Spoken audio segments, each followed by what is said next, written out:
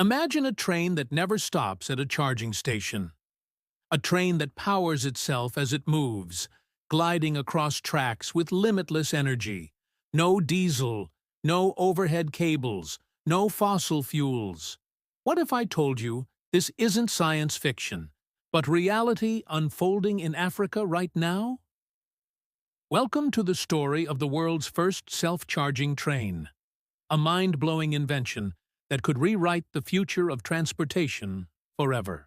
The problem with today's trains, modern rail systems, whether in Europe, Asia, or the US, rely on two main power sources, diesel engines or electric grids, but both come with massive challenges.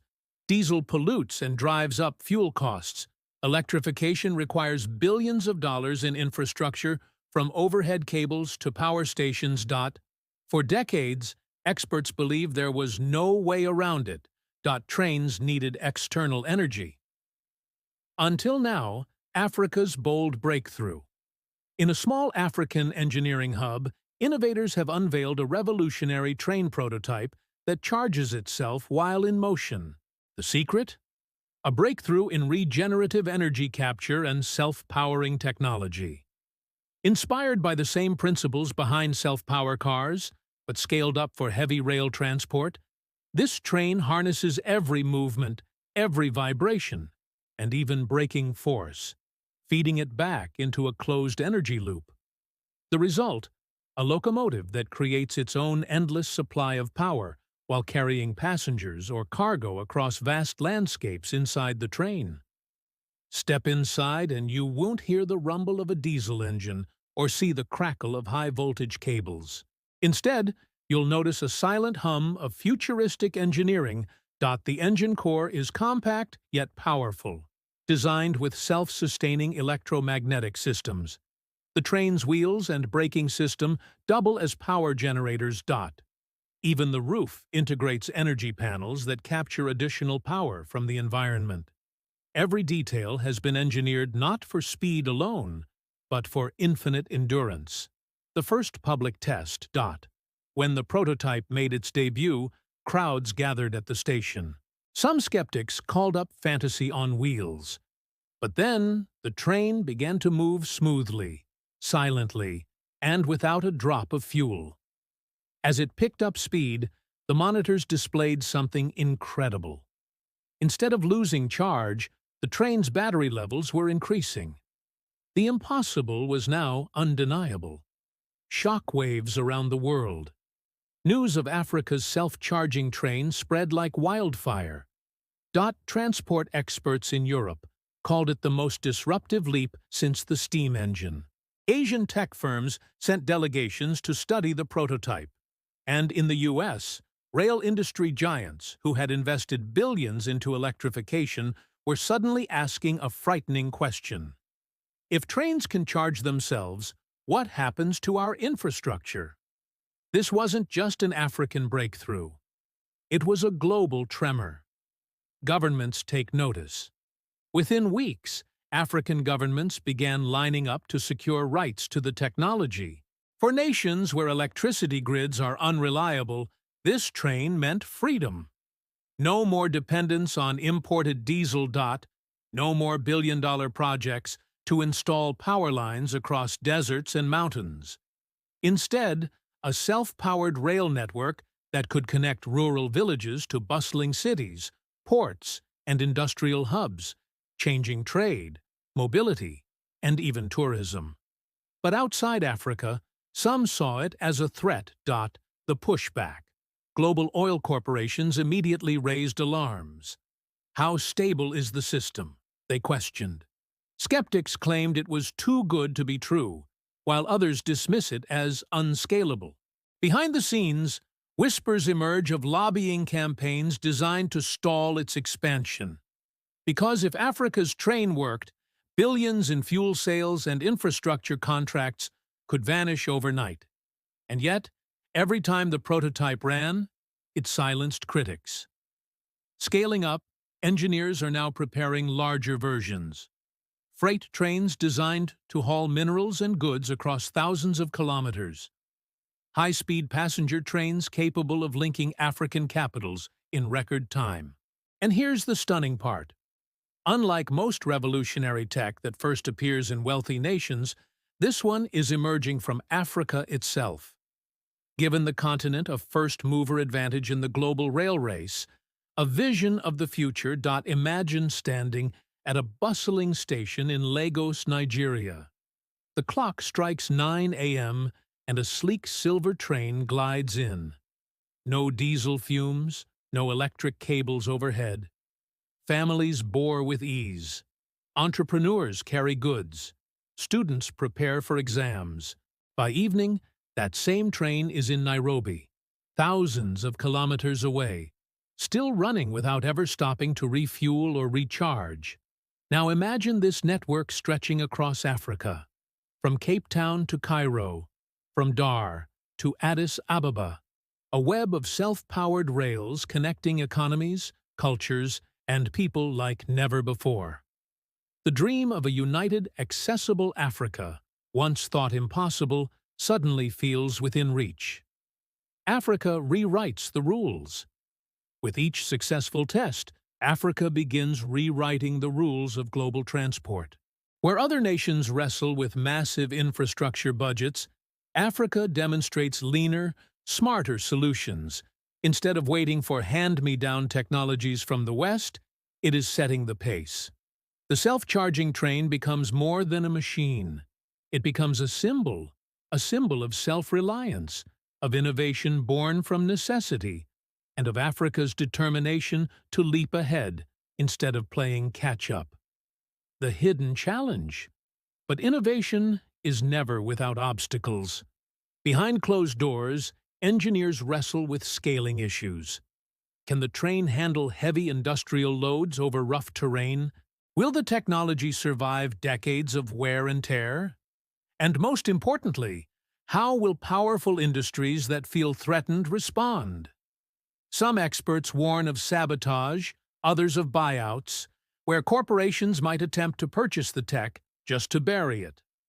The future of this revolution rests on whether Africa can protect its invention and deploy it before the world closes in. The global response. News of Africa's self-charging train spreads like wildfire. Global media outlets run headlines that sound almost unbelievable.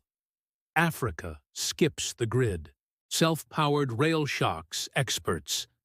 The end of oil. Africa's new train could change everything. Governments in Europe and Asia scramble for answers. How could Africa, long dismissed as a follower in technology, suddenly leap ahead? Railway corporations in the West call emergency meetings. Investors demand to know, is this real or just hype? And quietly, some industries begin lobbying to restrict exports of key materials, hoping to slow Africa down before momentum becomes unstoppable. The race for control. China makes the first move. Its officials fly to the continent offering massive partnerships, new factories, trade deals, and billions in investment. They promise to take the self-charging rail technology global if Africa shares ownership. But Africa's inventors hesitate. This technology wasn't meant to be another resource drain away. It was meant to be the heart of Africa's independence. Meanwhile, whispers emerge that oil giants are panicking. If trains no longer need fuel, decades of dominance could collapse overnight. Some even fear a coordinated attempt to suppress the breakthrough before it spreads. A continent decides. In a landmark summit held in Addis Ababa, African leaders meet behind closed doors. The question is no longer just about trains.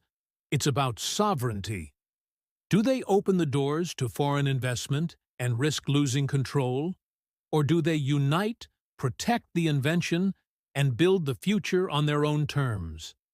The decision made in that room will determine whether Africa becomes a global leader in clean transport, or whether this invention fades into the shadows like so many breakthroughs before it. The secret test across borders. In the dead of night, under the cover of silence, Africa's engineers prepare something extraordinary. A prototype self-charging train larger than any tested before is set to embark on a cross-country journey from Nairobi to Addis Ababa. The stakes couldn't be higher. If the train succeeds, it will prove to the world that this is not just a laboratory experiment, but a scalable revolution capable of linking entire nations without fuel, without emissions, without limits. On board are scientists, engineers, and a handful of government officials. But what they don't know is that they're being watched. Satellite feeds from foreign agencies track every movement of the train, desperate to capture data. And in the shadows, whispers grow that saboteurs might be waiting along the tracks. The journey begins. The train glides forward silently, its sleek body shimmering in the moonlight. Passengers inside watch in awe as the power meters remain steady.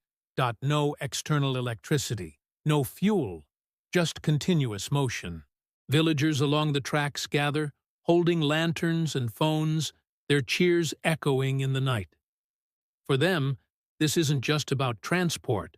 It's proof that Africa's time has come. But halfway through the journey, strange things begin to happen. The onboard systems detect interference signals, jamming attempts coming from an unknown source. Engineers scramble to counter the disruption, realizing this test isn't just about science. It's now a battle for survival. The attempted derailment. As the train roared through the valleys, a sudden alert blared inside the control cabin. Sensors picked up obstructions laid on the tracks ahead. An organized sabotage attempt. For a moment, panic gripped the cabin. If the train derailed, the entire project would be buried before it even began. But this wasn't just an ordinary train. The engineers activated its AI-guided rail defense system. A fusion of sensors, magnetic stabilizers, and predictive algorithms.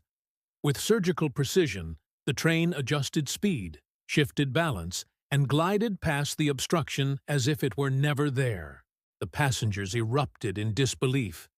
The self-charging train had just saved itself. The world watches. News spread like wildfire.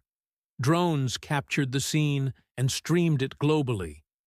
For the first time, billions of people saw with their own eyes a train that never stopped to refuel, generated its own energy endlessly, defended itself from sabotage attempts in real time. In Europe and the US, analysts were left speechless. If Africa had achieved this, what else was coming? The arrival. After an unbroken 700 kilometers journey, the self-charging train rolled smoothly into Addis Ababa station. Waiting crowds exploded into celebration. Flags waved, drums pounded, and chant of Africa rising filled the night. The project's lead engineer stepped forward and declared, "This is not just a train. This is freedom.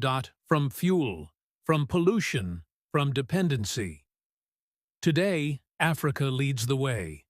The beginning of a new era. Within weeks, leaders from Asia, South America, and the Middle East sent delegations to study the technology. For the first time in modern history, Africa wasn't following, it was leading. And though corporations and governments scrambled to catch up, one truth was undeniable. The world's first self-charging train had not only succeeded, it had changed the destiny of nations. The journey was complete. But for Africa, this was just the beginning of its rail-powered revolution.